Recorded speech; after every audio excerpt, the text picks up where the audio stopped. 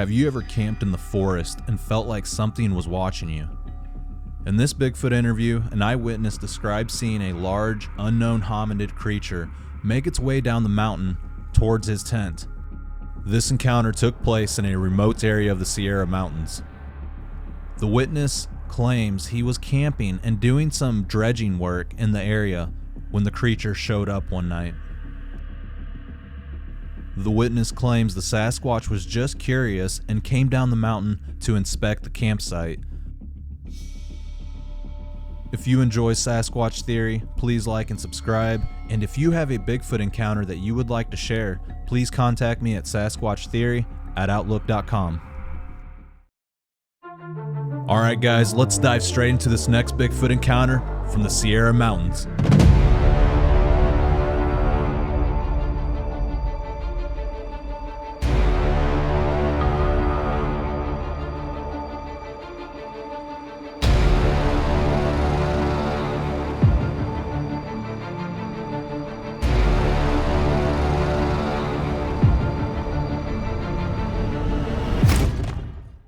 All right, William, welcome to Sasquatch Theory. How are you doing today, sir?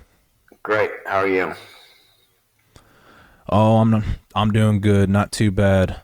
William, if you would, kind of tell us a little bit about yourself and your Bigfoot encounter, if you would. Well, I was a backcountry gold miner starting in 93, 92, and used to work underwater dredging. So in 97, I was getting ready to get a dredge come in. I never owned a truck, so the miners would bring the dredges in for me. And came in early, got something to eat, went to bed, and had an early day the next day. So about 1 o'clock in the morning, give or take a little, I'm in a canyon, and it's an ancient riverbed where they did hydraulics. It's almost straight up and down. And there's always erosion. You'll hear it all the time. Little rocks rolling down the side of the mountain. It's from the gravel they hydrauliced in the 1800s. But I woke up and I heard this more like a large rock, boulder, whatever it was, sliding down the side of the hill around the corner of the canyon. And the canyon I was in was like an amphitheater. It had a big round circle at the end there. And then a sharp turn, so I could hear everything up there. So I got on my knees and look out the screen, because I was in a pup tent, no bigger. I couldn't even stretch across, it was so small. I just grabbed it, and because I was in a hurry getting up to Northern California in the Sierras. And this thing was so small, it was just ridiculous. However, I got up on my knees looking through the screen to the top. I take off the water top, whatever you want to call it. And I like to look at the stars at night. But I looking up the canyon, and I see this dark object coming around the corner. It went to its right. It went to its left and my right in the canyon. And then it went to its right and my left. And at first I thought it was a bear. You know, it's normal. I've seen a lot of bears out there. I spent 5 years of my life out there. And it kept getting closer and closer. And about 30 feet from the car, it was between the hood and me. And over the years, I always thought about that. Maybe it was just trying to hide. I don't know. I have no idea. When I got about 30 feet from the car in between me and the hood, I realized it wasn't a bear because it was too tall, too big. Black bears are not that big. And then when it got around the corner, there was a car and straight to the tent. It stood right in front of me. and it was 350, give or take a little pounds, it looked like, but it turned sideways. It went up to 450, 500 easy. It was massive. I could see where the eyes, nose, and mouth was, but I couldn't see it clearly, but I could see it. I could see the structure of it. It was just massive. And hair head to toe. And the hair was real manicured and healthy. We call it from where I'm from. Any animal that has manicured hair out in the wilderness is very healthy. And then I thought it was bent down looking at me, but when it turned sideways, it was actually had a slight bend to it. Just slight, not a lot.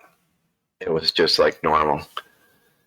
And then I walked across the creek, stepped all the way across about 3 foot of the creek, didn't touch the water, walked up side of the hill, which me or you couldn't do, or anybody, the way it did, if walked fluidly up the hill. And as it reached the top of the hill, you could slowly see it disappear from the darkness, from the quartz. And it shook me up really bad. My heart was beating so hard, you could hear the drums in your ears. And I did not, by the way, I never smelled anything.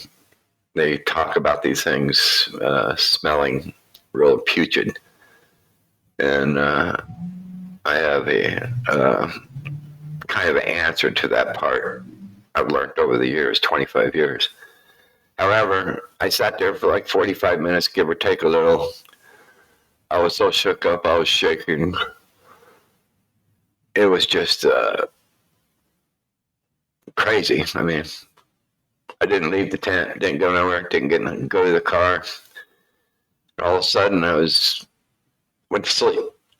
And a lot of people say it's an adrenaline rush that wears you out.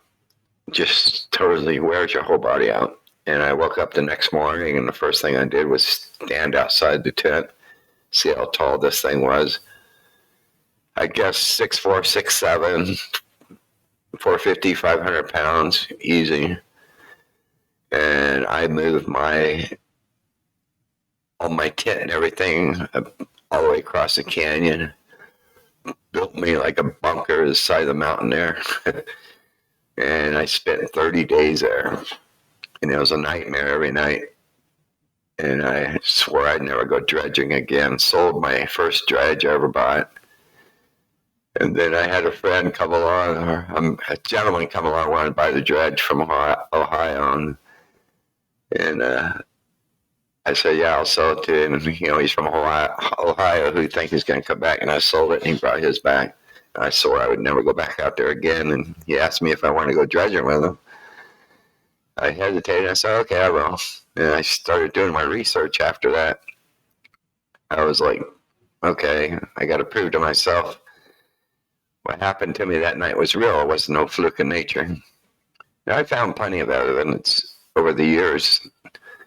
I used to spend up to 7 months out in the wilderness, and I always look for evidence of these creatures. And I drove up on one up in Oregon Creek, Northern California, and I smelled that one. So my theory on that is they have adrenaline glands when they're spooked or want to give you a warning or whatever. They can use that adrenaline gland to put out the putrid smell. So it's just a theory of mine. And the whole incident, after a long time thinking about it, was just curiosity. That thing was. That's all it was. I was in a canyon. I didn't know, I guess. Curiosity brought it down, and it left. That's the only thing I could figure on that. The thing was cool as a cucumber, and I was scared to death. And that's basically what happened on that night. Yeah, that's a frightening encounter. And how long were you out there previous to seeing the creature? How long was I out there that summer? Yeah, how long had you been camping in that canyon? I just came in that night, waiting for my dredge to come in July. Okay. But And year after year, I was back. I started in '93 dredging, and I kept going back year after year after year. okay. Yeah, and you mentioned that area is extremely remote, right? Yeah, it's remote. Oh yeah, there's a lot of ATVs out there during the weekends. Other than that, you don't see that many people. Mm-hmm. You said it was curiosity that brought in the Sasquatch. What do you think it was? Was it the fire, or did you have some food out possibly? Nope, no food, no fire. I cooked a little bit earlier, put the fire out. I don't let fires burn all night in case the wind starts blowing. So I'm always putting the fires out. Okay. So the Sasquatch zigzagged down the canyon, and then it got about 30 feet from your tent next to the car, right? About 30 feet from the car is when I realized something was wrong. It never stopped moving, and it never stopped moving until it got to the tent. Okay. And what did it do when it came up to the tent? Did it just stand there for a second, or did it immediately walk away?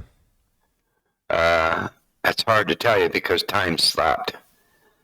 I mean, it was like time stopped. I can't explain it, but the whole encounter I would imagine lasted a minute and 30 seconds, maybe 2 minutes. It was pretty long. Time slowed down real, like froze. Um, it was kind of awkward because actually I'm paralyzed in both legs and can't go nowhere. So I had to take the kind of what you call abuse of being really uh, scared, I guess you could say. And I had no place to go. Yeah. Could you see what color the Sasquatch was? It was dark. I can tell you that. It could have been black or dark brown. Yeah. And did you see any eye shine from the creature at all? Oh no, there was no red showing, no nothing, but I could see where the eyes were. I'm kind of glad it was nighttime. I wouldn't want to look into its eyes at that close. Yeah. And it was a pretty big creature. You said around 6.5 feet, 500 pounds possibly. Oh yeah, pretty easy. When it turned sideways, it was just massive. I mean, it was massive on the front side. However, when it turned its body in a certain way, like I said, an animal movement, um, it got really massive. It was thick. To me, it's the most ultimate forest animal there is. Yeah. And do you think the creature noticed you were awake and then hit the creek and took off? It didn't take off. It took its time. Yeah. Yeah, I'm sure it could see me. Yeah. It seemed like he was I maybe don't know. trying to intimidate you guys. I have no idea. I still think it's curiosity. Mm-hmm. I think that's all it was. Yeah. And did the hair shine at all at night? I don't know if No, the moon was no, out. no, it wasn't. No moon out. It was pretty dark. It wasn't for the quartz walls around me. I would never seen it. Mm-hmm. And can you describe the motion? You said it had a fluid motion. It was fluid. I mean, it's not like a human where the head moves around, especially walking up the side of the hill. It was like fluid, smooth, accurate. The balance is. A lot of people say they walk like us. Well, I got to watch this thing walk down the canyon and up to the tent. They don't walk like us. Their balance is way better than ours. I mean, they Yeah. look like they walk like us. I mean, when you see one walking sideways, yeah, you're gonna think they walk like us. But if you see one walking toward you, um, you can see the balance they have is just unreal. It's totally different than ours. Yeah. And did you find any tracks or any sign? I did not even want to go look. I wanted to see. You understand the canyon I was in is all rocks and quartz. And I knew if I went on top of the hill, I would find tracks because there was dirt up there. And I didn't want nothing to do with it. Zero. I just stood outside of the tent, see how tall it was, packed my stuff up, and went across the canyon for 30 days. I didn't even go near that canyon. Zero. It took me like 10 summers.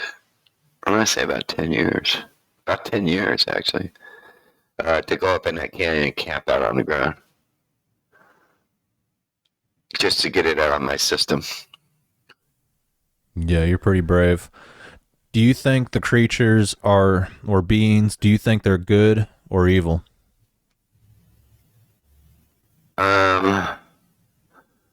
Any animal can be dangerous. So I'm not going to make a judgment on that. Yeah, that's fair enough. Do you think their presence will affect the deer populations in the long run? And have you noticed a decrease or increase in deer? One thing I did notice, there was never no bears around that area all the time I was judging up there. Plenty of deer, but no. There was mountain lions, but no bears at all. I've only seen one bear in that one place. I've driven up on them many a times in other places. I dredged about a 110-mile section of the Sierras, 3 different places, and where I haven't encountered, I've only seen one bear. Yeah, that's a really good point, and I think the bears have really good scent and they know where the Sasquatch are at and they try to avoid those areas possibly. Well, I've learned over the years that you have a better chance of having an encounter if there's less bears. I don't know if it's true or not, but in my case, that's the way I look at it. Yeah, very well could be. Um Now after your encounter and many years in between, what have you done to figure out more about the Sasquatch in relation to your encounter? Well, after that gentleman I started dredging with, I started dredging again, and I was doing my own research to confirm what happened wasn't no freak of nature. And the first thing I found about 3/4 of a mile from my sighting was a tree twist. And they were all in a row, same height, about 8 feet high. The saplings where it was twisted and broken downward was about 1.5 inches, maybe 2 inches at the most thickness. And you could see the fiber was twisted and bent over. And I really didn't know what. I've heard of tree twists. I've never seen anything like this before. And there was 4 in a row. It could have been 5. I never take pictures. Never took any pictures in the wilderness. It was in a canyon about 12 feet wide and about 100 feet high on the walls. So when the thunderstorms come, it's called the Narrows, the water will rise because it gets real narrow there. It'll get up to 15, 16 feet high, sometimes 20 possibly. It only lasts a little bit. It'll just drain itself out. And these tops of the saplings were pointed upstream. And there was no fallen trees anywhere or anything. So it wasn't natural. And if they were pointed upstream, the water didn't do it because they'll be pointing upstream. And that's one of the first things I found after my encounter. I found it quite intriguing that they could be this strong, because for me to do it, it'd take a pipe wrench. For them to do it or whoever done it, it looked like it was done easily. And they were all pointing upstream. And it was quite interesting. The strength they have. Mm-hmm. Yeah, that is interesting. They're probably pointing in the direction that they went, possibly.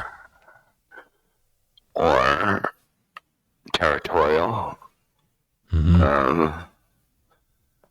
I'm sure they're territorial. I'm almost positive on that. But I have no idea what it's for. I mean, we can all guess. And somebody would be right. But we're not all right about the tree twists. Mm-hmm. Okay, I got a few questions about the crystal quartz, or the quartz that you were finding in the area. Was there any granite around? Can you describe some of the rocks that you found in the area? It's all the ancient river of the Yuba River from 24 million years ago. And the 49ers came in and they hydraulic the ancient riverbeds in the mountains. And these were the tellings from the hydraulicing. And it was about 90% quartz gravel. And Uh-oh. You got an alarm going. Yep. I just have to turn it off. I'll call you back later. This is all natural quartz from the ancient riverbed, from the Yuba River when the mountains rose during whatever happened 24 million years ago, raised the riverbeds up into the mountains. And when they did the hydraulicing of the ancient riverbed, it's mostly quartz gravel. And at least in my area, South Fork of the Greenhorn. And that's the only reason I could see this thing. It's the only reason. It's because of the quartz. It was white. It's all white almost. Okay. Now, do you think Bigfoot is a physical creature that lives out in the wilderness, or do you think there's something paranormal behind it? Nothing paranormal behind it. Okay. Yeah, that's fair enough. Yeah, as I did my research over the years, in fact, I spent 11 summers out there, up to 7 months at a time. And the second thing that happened to me, I drove up on one and I could smell it. And it was just unreal smell. And I learned over the years that if anybody has to describe the smell 2 to 3 different ways, there's no animal out there that we know of is like that. That tells you there's something we don't know about a creature out there, because every animal has its own scent, like elk, bears, everything. I've killed a bear before, a camp bear. You know, they don't smell the best, but they don't smell nothing like these things. And like I said, if somebody has to explain 2 or 3 different ways what it smells like, that's a Sasquatch in my opinion. And then up in the Slate Creek area, it was raining. For 2.5 days it rained. I couldn't put the dredge in the water because I work underwater and it was flooding, which is good. It moves the gold around. And I decided to take a hike up the Slate Creek and see where all the water was slowing down, inside turns and everything. That's where the gold settles. And I was in this inside corner. It's all sand, and I could see these deep prints in the sand. I couldn't see the print itself, what kind of animal it was, but I knew it was deep. And what caught my eye was the stride, how far the stride was, well over 3 feet. And I'm looking at it, I'm like, well, it stopped raining at 2:30 in the morning, and it's 9 o'clock now. So it's less than 7 hours old. So I started tracking it upside the hill, and it didn't leave no tracks aside the hill after it left the sand, the way the ground is up there. But you could see where the disturbance on the ground was. Once you figured out the stride, you could see where every print was, where it put its foot, whatever it was. And when it crossed the old mining road up above the creek, there was that print right in the middle of the road. It was the fullest print I've ever seen. And it was just like having a sighting almost. And I was standing there looking at it, and I weigh 200 pounds, and I couldn't even make it 25% of the depth at all, jumping up and down, pounding my weight into the ground either side of the track. So I put it around 800 pounds on just an estimate. And it took one step into the middle of the mining road to the other side. And I could look upside the hill where some of the grass was bent over, where it walked up to the tree line and disappeared. And I just stood there. I'm like, no, I'm not going to go track this thing down. I'm just going to go back to my camp. And it was quite intriguing to see that. I mean, it was just unreal. And it was fresh, too. It was that morning. There was no raindrops on the track. Yeah. Likely there was a Sasquatch somewhere around. This area is known for them. Mm-hmm. They have a crossing during the fall and spring there because of the walls of the riverbed. Walls are 100 feet to 1,000 feet straight up and down. And there's two places where it goes down into a slope and goes to the next mountain ridge from the basin of the Feather River. I've known about this place for 20 years, 24 years. It's a really remote area. You see very few people up there. And I get most of my information from miners and pot growers. We call them guerrilla growers. They'll tell you stories that blow your mind. The pot growers are like, they don't want to talk to people because they don't want people finding their stuff or whatever. Plus, they don't trust people. And then the miners are real quiet about it because they would think that they're crazy. And I got to know a lot of miners out there, and they've told me stories of their own encounters. I'm like, wow, Even one guy I talked to, he didn't know I had an encounter. He told me about his, and I'm like, okay, this is crazy. Really crazy. It just became more true and more true over the years that what happened to me was real. 100% real. They exist. There's not a lot of them, but they're out there. Yeah, absolutely. Do you know roughly about how far away your encounter was from the Ron Moorhead Sierra Sounds? At least 100 miles, I would say. Close, give or take a little. Yeah, that's not too far. I understand his was, well, I'm at the 5,000 foot level. I mean, 4,000 to 5,000 foot level. He was a little higher up, I think. Yeah. I don't know about the Ron Moorhead recordings. I mean, I know about him. I met the guy. It's just, I've heard of people say they jibber jabber, gibberish they call it. Maybe they do have a language, maybe they don't. All animals have a language, actually, in their own way. I don't think they speak English. I don't think they speak Spanish or Indian. I think they just have their own type of communication. Mm-hmm. A lot of people say they mind speak. I don't know about that. I've never had that problem. I've been around them. I know they've been around me, and I've never been in that situation. I do believe they use infrasound. Infrasound is very perfect for them, for being territorial, letting others know where others are.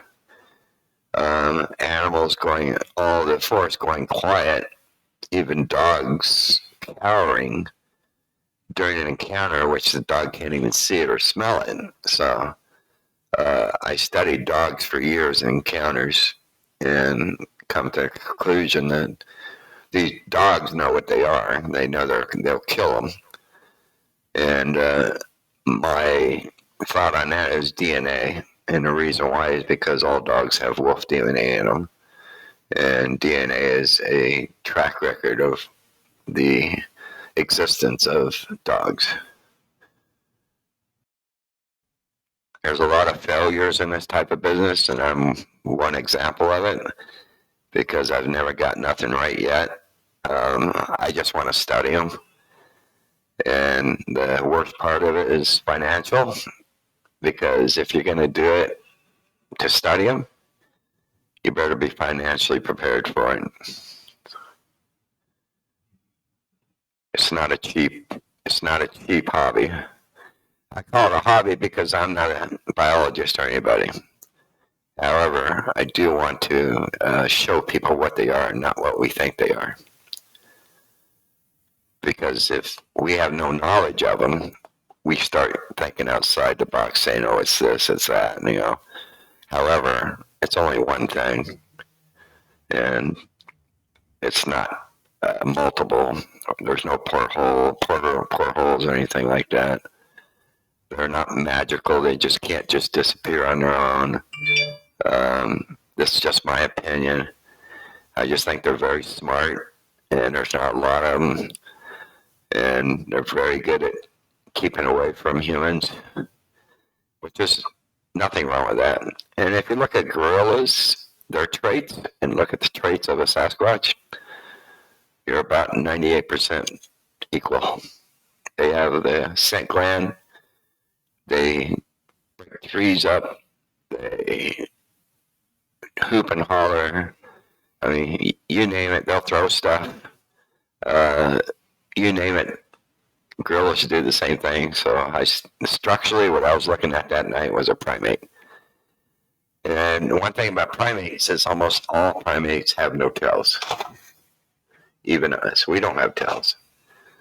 So when people use the word primate, we're primates in a way, but these things are not human. I mean, they're not like us. They're way off. And they're like they have their own tree, basically. Yeah, they're a Sasquatch. Yeah, their own family. Mm-hmm. All right, William. Well, I think you did an excellent job at explaining your encounter. And if you ever see anything else again, feel free to contact me. Yeah, hopefully it'll be this summer. Because I'm planning on spending a lot of time out there.